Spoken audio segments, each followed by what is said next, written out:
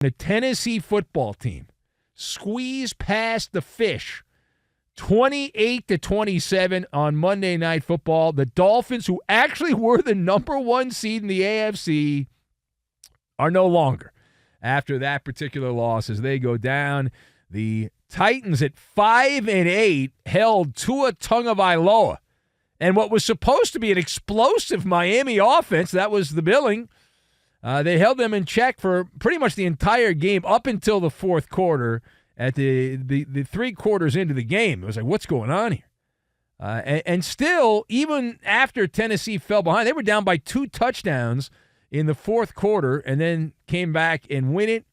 A couple of big mistakes. The Dolphins dropped to 9-4 on the season. Raheem Mostert running for a touchdown. He had a touchdown of 3 yards, also another touchdown of 5 yards. So Miami, they were leading 27-13. They ended up blowing the lead. They lose by a point. So let us discuss. The better story is in the losing locker room. Talking about this Miami-Tennessee game. So we're going to start there. How do you assess Tua Tagovailoa's performance for the Dolphins in this game? So I've got heavy metal band, parachute, and Huggies.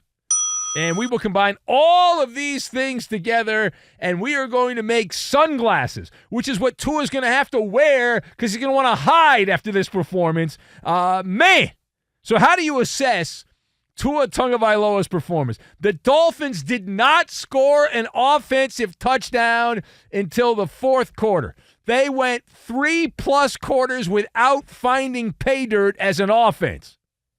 Tua was not only a quarterback, he was lousy. He was a dog with fleas most of this game. That was the Tua we remember from early on in his career. And on the MALLER report card, Tua gets the F. He gets the F. That's the reality there. And epic failure. Tua Tagovailoa looked completely overmatched by a middling Mike Vrabel Titans defense. It's not like these are good defensive players that they have on Tennessee. The Titans are just another suck team in the NFL, and these are normally the games the Dolphins win by 35 points. That's why they were such a massive favorite in this game. But the quarterback, Tagovailoa, who had been mentioned as an MVP candidate, that he's in the odds. You can bet on the MVP at the different sports books, and Tua, his name up there. We can now turn out the lights. The party's over on the Tua Tagovailoa MVP campaign. That came to an end on Monday night. Not that it really was going to lead anywhere anyway, but the same guy that had lit the fire around the NFL for offensive football the first couple months of the NFL season, Tua Tagovailoa, in this game, he was a politician. He was the mayor of Barf City as he barfed all over the field here. And it is validation that Tua continues to sail under false colors. Now, the most amazing part of Tua is that he hasn't gotten hurt, right? He just waited after what's happened recently. You're like, well, he's going to get hurt at some point. He hadn't gotten hurt. So he stayed healthy. That's the good news. The bad news is it's games like this that remind you he's not the person that stirs the drink for the Miami Dolphins. Right? He's a dime a dozen guy. When you peel back the onion for the Miami Dolphins here, you take away the heavy artillery. What do you get? Right? Great players are able to overcome all of that. And what I saw, and maybe my TV was broken, but what I saw from Tagovailoa is a guy incapable of making players around him better. Do you see anybody step up around Tua? Did he help anyone step up in this game? Tua Tagovailoa, it reminded me of Brock Purdy. Brock Purdy's also a guy like this where you take away a couple of linemen and Deebo Samuel, all of a sudden the guy's a second-rate quarterback. But when he has all those guys, dumb fans say, oh, he's great, he's wonderful. Okay. Well, the great players, when you take away a couple of those guys, they still perform well. Tua did not perform well in this game, and he's like a heavy metal band from the 90s. You might remember, they're still around, the System of a Down, as in the system gone down. Down, the system quarterback. right? Several offensive linemen dinged up. The center got hurt in this game early on, and Tua, suffering from halitosis, needed some mouthwash the way he was playing in this game, botching it. The Dolphins, all they need, even at the end, the Dolphins got the ball back. There was like a minute and a half on the clock, down by a point. Field goal wins the game. They take over, 1st and 10 from their own 26-yard line. All they need to do is get in the field goal range. These kickers kick field goals from like 80 yards away. I might be exaggerating, but you get the point. I mean, ridiculous kickers here. And he can't even get them into field goal position. He can't even give them a shot for their idiot kicker to miss a field goal. That's how incompetent Tua was. And then the guy that's supposedly a rookie, he's a rookie that likes his mayonnaise and his coffee there, Will Levis, he ends up leading 2 late touchdown drives for the Tennessee football team. Now, page 2 here. Where does this Monday night game for Miami, where does this leave Mike McDaniel and the Dolphins? Where do they go from here? Where do the Dolphins go from here if you're Mike McDaniel at this point? You say, well, it's only one game. It's who cares? Well, I would advise the Dolphins, and I'm never wrong about this stuff, to get fitted for a parachute because they're about to go free falling, the Miami Dolphins. Holy crap on a cracker. You look at what's ahead now for the Dolphins. I don't want to overreact to be prisoner of the moment, but you look at the Dolphins here.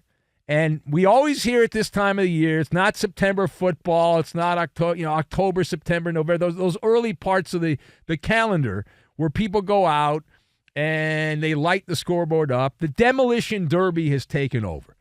By the time we get to this part of the calendar, the demolition derby has taken over, which means you're no longer, if you're better athletically, you're not going to just run by everyone because you've got a lot of bruises and you're banged up and all that stuff. So you have to use a little more grit, a little more moxie this time of the year. And Mike McDaniel, he better figure some stuff out quick. Mike McDaniel, right? Because this is the time of the year where they separate the sheep from the goats. I read that on a bumper sticker years ago. Right? In this case, they separate the Dolphins from the rest of the NFL. But with a banged-up offensive line, Tyreek Hill, he did come back in this game, but fragile Tyreek Hill. Miami also is moving into the boiling cauldron. They're moving into the boiling cauldron here. If you look at what's upcoming now, the Jets are a bad team with a good defense. That's what's up next for Miami. That game will be in South Florida. The Cowboys, how about them Cowboys? Now, that game's in Florida. Now, the Cowboys on the road are not as good, and they could certainly lose that game, but it's no guarantee. So you've got Jets, Cowboys up next, then a visit to Baltimore. I'm sure the weather will be great in Baltimore. And then you have to go and play at home against the Buffalo Bills. So Buffalo does benefit. I mean, this could not have worked out any sweeter for Buffalo. Now, they're not going to catch the Miami Dolphins, but if things really turn sideways, there's like a sliver of a chance, right? Things could really screw up in Miami. And there's a dimension. I'm not in this dimension, but there's a dimension where the Dolphins go out and lose to the Jets because Tua gets twisted into a pretzel by the Jets defense. They lose to the Cowboys, go to Baltimore, and they freeze their balls off in Baltimore. They don't win that game. And then they have to go home and play Buffalo, and then that game will have some meaning, and then they'll lose that, and they lose every game. Now, again, I'm not in that dimension, but that dimension does exist. It does exist. But at being measured, the Dolphins are looking at least at 2, probably 3 more losses. At least 2. We'll circle the Baltimore game as a loss, and then the Cowboy or Jets game, possibly both, as losses. So that's 3 more losses for the Dolphins. And suddenly that record's not quite as sexy as it looked like it was going to be. All right, last word here. So on the other side, where does this particular rookie game for Will Levis, this couple of touchdown drives late in the game, where does this performance by Will Levis leave his future with the Titans? Well, obviously it's not a negative. You can't say this is a negative. It's a positive. It's not a negative. And so he's still in that audition phase. The Titans, I would say at this point, even after this performance, if they can find someone better, they're obviously going to do it, right? They're going to go out and get somebody better. You're going to hear the usual names that will be tossed around. Kyler Murray's going to change teams, the alligator arms Murray guy. Kirk Cousins, if he's healthy, will change teams. You got to think the Giants are going to try to trade Daniel Jones because he blows. Now, why would anyone want him? But we're going to play quarterback roulette. And so Tennessee, they don't have a bona fide stud quarterback. And so you're like, well, that this doesn't guarantee that Will Levis is going to be the guy going forward. He's still in the audition phase, as we said. But after that hiccup early in the game, he threw a pick six if you're watching early in the game, and that's how the Dolphins scored their first touchdown for the first 3 quarters of the game, a pick six. But Will Levis outplayed Tua in his building for whatever that's worth. He had a dazzling stat line, the sexy numbers, over 300 yards passing. But the most impressive thing that I saw from sitting on my fat ass watching Will Levis play quarterback for the Tennessee Titans, if you check the Huggies, all right, if you check the Huggies here, clean diaper. He didn't poop his diaper. He has a clean diaper. And other quarterbacks, Tua pooped the diaper at the end, right? He had a chance to play hero ball at the end and lead the Dolphins down the field for a game-winning field goal, and he didn't come close.